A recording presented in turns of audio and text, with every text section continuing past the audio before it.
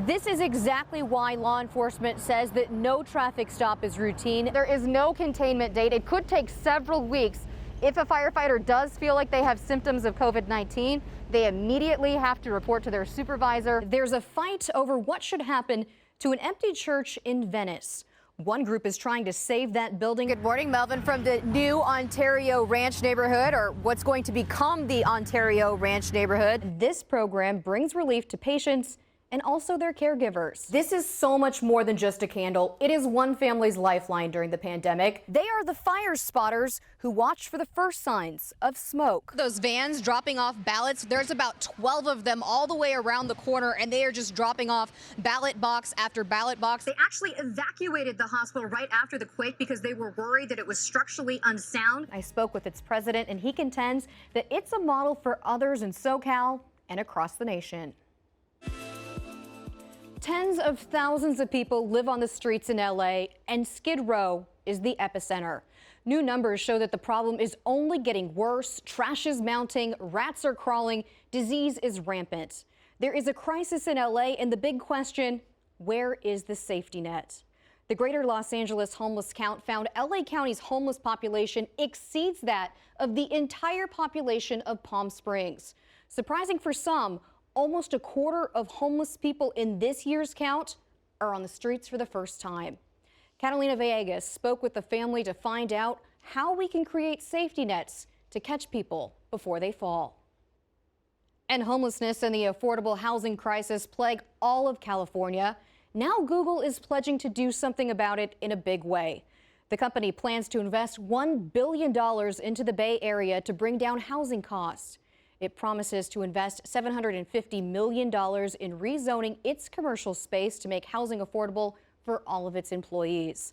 Over the past 5 years, the company has also doled out $18 million in grants to help with homelessness. In Calabasas, a former jail for juvenile offenders has a new name and a new vision. It caters to the formerly incarcerated, foster care kids, and homeless youth. Lorene Ayoub met with the man spearheading this historic shift in the juvenile justice system at what used to be the Camp David Gonzalez Detention Center. Who's hungry for a classic French meal and dessert too? By the way, dessert is officially part of the meal.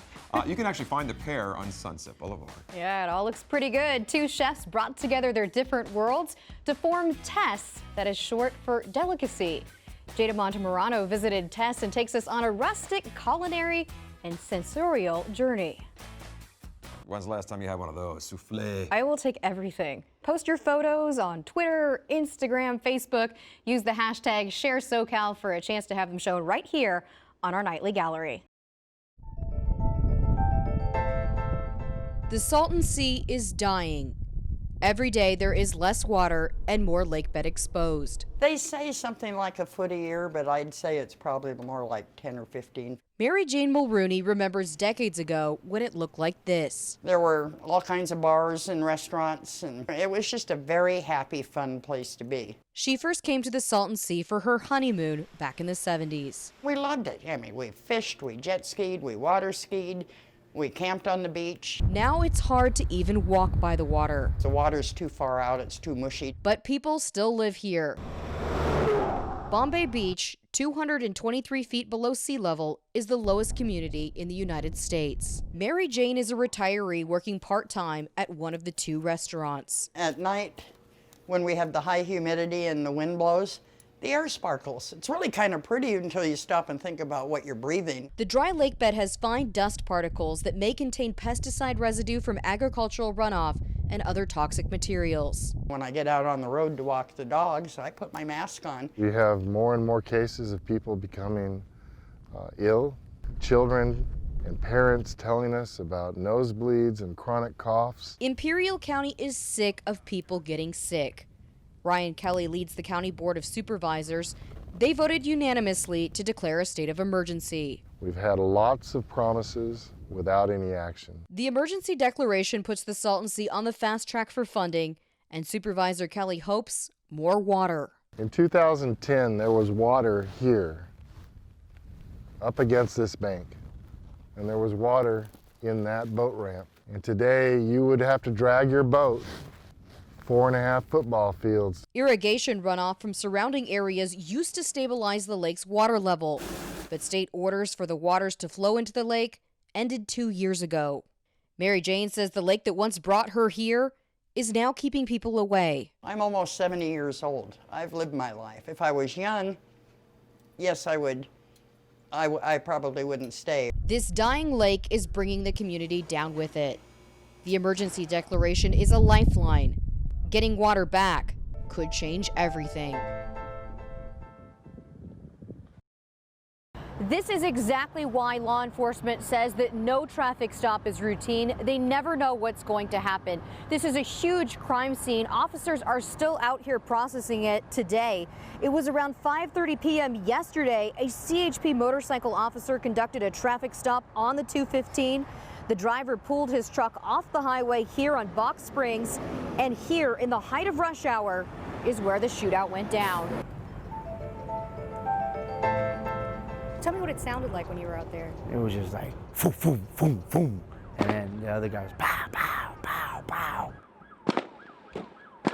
Caught in the crossfire of a deadly shootout, this man, who asked to be identified only as Cuba, says he just wants to get home to his kids. And I just got stuck in the middle. I couldn't back up. Cuba was headed to Walmart to pick up paint when he noticed what at first was just a traffic stop. The guy was getting his car towed. He didn't really like it. Look at you guys, just shooting.